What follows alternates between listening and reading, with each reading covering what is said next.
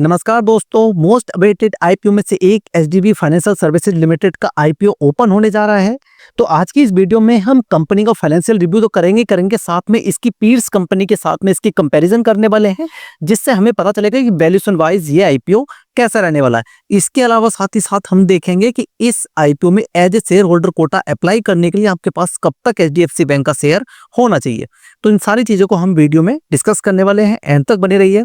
सबसे पहले अगर मैं बात करूं एचडीबी फाइनेंशियल सर्विसेज लिमिटेड की, तो इसको आरबीआई के द्वारा अपर लेयर एनबीएफसी यानी नॉन बैंकिंग फाइनेंशियल कंपनी के रूप में कैटेगराइज किया गया है। ये इंडिया का fourth largest diversified retail focus NBFC है as of gross loan book size as on March 25। और ये क्या है, एचडीएफसी बैंक की सब्सिडरी कंपनी है। और एचडीएफसी बैंक को तो हम जानते हैं largest private sector bank in India in terms of total asset as of March 25। और बात करें अगर हम इसकी प्रेजेंस की, तो as of March 25 it has a strong pan India presence with a wide network of 1771 branches across 31 state and UT, यानी कि अच्छी खासी ऑल ओवर इंडिया में प्रेजेंस कंपनी की देखने को मिलती है, जिसका सबसे बड़ा फायदा इसका एचडीएफसी बैंक की सब्सिडरी होने का मिलता है।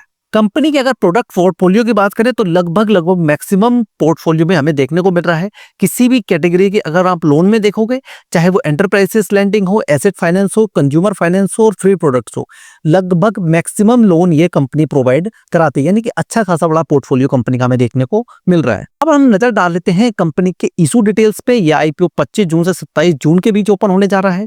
प्राइस बैंड फिक्स किया गया है 700 से 740 रुपए। अब ये जो प्राइस बैंड रखा गया है ये वैल्यूएशन वाइज कैसा है, ये इसकी पीर्स कंपनी के साथ कंपैरिजन करने पे हमें समझ में आ जाएगा। ये 10 रुपए की फेस वैल्यू पे शेयर जारी होने वाले हैं। टोटल इशू साइज की अगर मैं बात करूं तो होने जा रहा है ये 12,500 करोड़ रुपए का, जिसमें ऑफर फॉर सेल है 10,000 करोड़ रुपए, यानी कि ये जो 10,000 करोड़ रुपए ये सीधे सीधे प्रमोटर के पास में जाने वाले हैं। वहीं फ्रेश इशू की बात करूं तो ये होने वाला है 2500 करोड़ रुपए का, यानी ये 2500 करोड़ रुपए ही कंपनी के पास में डायरेक्ट जाने वाले। इन 2500 करोड़ रुपए का कंपनी किस तरीके से इस्तेमाल करने वाली है, तो कंपनी की ओर से इन्फॉर्म किया गया है कि जो कंपनी का टियर 1 कैपिटल बेस है, तो उसके फ्यूचर कैपिटल रिक्वायरमेंट्स को मीट करने के लिए कंपनी इन पैसों का इस्तेमाल करने वाली है। ठीक है, बात करें अगर शेयर होल्डिंग पैटर्न की, तो प्री इशू की अगर बात करें तो 94% हमें प्रमोटर या प्रमोटर ग्रुप का देखने को मिला, जबकि पब्लिक एंड अदर्स देखने को मिला 5.7%। वही पोस्ट इशू अपर प्राइस बैंड पे हमें जो देखने को मिला है प्रमोटर ग्रुप मिलेगा 74.2%। वहीं पब्लिक एंड अदर्स का देखने को मिलेगा हमें 25.8%। यानी अपर प्राइस बैंड पे अगर ये आईपीओ फुल सब्सक्राइब होता है तो जो सेबी की गाइडलाइंस है मिनिमम 25% पब्लिक शेयर होल्डिंग वो यहाँ मीट करती हुई हमें देखने को मिलने वाली है। अब बात कर लेते हैं हम शेयर होल्डर कैटेगरी की। आप शेयर होल्डर कैटेगरी में अप्लाई करने के लिए एचडीएफसी बैंक का आपके पास में कब तक शेयर होना चाहिए, तो आपके पास में ऑन और बिफोर 19 जून तक आपके पास में एचडीएफसी बैंक का शेयर होना चाहिए, अगर आपको शेयर होल्डर कोटा के अंदर एचडीबी फाइनेंशियल सर्विसेज का आईपीओ अप्लाई करना है। तो इसके अगर लिमिट की बात करूं तो मैक्सिमम आप शेयर होल्डर कैटेगरी के अंदर 2 लाख रुपए तक अप्लाई कर सकते हैं, यानी मैक्सिमम जो अप्लाई करने की लिमिट है वो 2 लाख रुपए है। यानी अगर आपके पास में एचडीएफसी बैंक का शेयर आरएचपी की डेट की फाइलिंग तक एक शेयर भी होगा, एक सिंगल शेयर भी होगा, तो आप शेयर होल्डर कोटा के अप्लाई करने के लिए एलिजिबल होंगे, जिसके लिए कंपनी के द्वारा लगभग 1250 करोड़ रुपए के शेयर रिजर्व रखे गए हैं। इसका देखो फायदा कैसे मिलता है। इसमें क्या होता है, जो एलिजिबल शेयर होल्डर होते हैं वो यहाँ 2 तरीके से अपनी बिड्स को प्लेस कर सकते हैं। एक तो वो रिटेल कैटेगरी या फिर एचएनआई कैटेगरी में अप्लाई कर सकते हैं, इसके साथ ही साथ में शेयर होल्डर कैटेगरी में भी अप्लाई कर सकते हैं, यानी उनको 2 कैटेगरी में अप्लाई करने का यहाँ एक ही पैन कार्ड से मौका मिल जाता है, यानी कि ज्यादा शेयर उनको फिर अलाउड हो जाते हैं। अब कंपनी की अगर मैं फाइनेंशियल की बात करूं तो कंपनी की एसेट अंडर मैनेजमेंट अगर देखोगे तो अच्छा खासा हमें बढ़ता हुआ देखने को मिला लगातार। मार्च 23 से मार्च 25 की अगर कंपेयर करते हैं तो लगभग आते आते 1,08,663 करोड़ रुपए के आसपास इसका हमें देखने को मिल रहा है। वहीं कंपनी की अगर रेवेन्यू की अगर मैं बात करूं तो रेवेन्यू में भी हमें अच्छी खासी ग्रोथ देखने को मिल रही है। Profit after tax last year के मुकाबले यानी मार्च 24 के मुकाबले मार्च 25 तक इसमें थोड़ी सी हमें कमी देखने को मिली है, लेकिन अच्छी खासी ग्रोथ मार्च 23 के मुकाबले यहाँ देखने को मिल रही है। कंपनी के पास लगभग 15,023 करोड़ रुपए का रिजर्व भी है। वहीं टोटल बोरोइंग देखोगे तो लगभग 87,397 करोड़ रुपए की देखने को मिल रही है, यानी लगभग 5 to 6 हमें डेट टू इक्विटी यहाँ देखने को मिलने वाली है। चूंकि एनबीएफसी कंपनी है, लेंडिंग कंपनी है जो कि लोन प्रोवाइड कराती है, तो इतना डेट टू इक्विटी हमें देखने को मिल जाता है। अब इसी फाइनेंशियल के साथ साथ हम इसका पीर्स कंपनी के साथ में कंपैरिजन कर लेते हैं, जिससे कंपनी की वैल्यूएशन को देखने में हमें आसानी मिल जाए।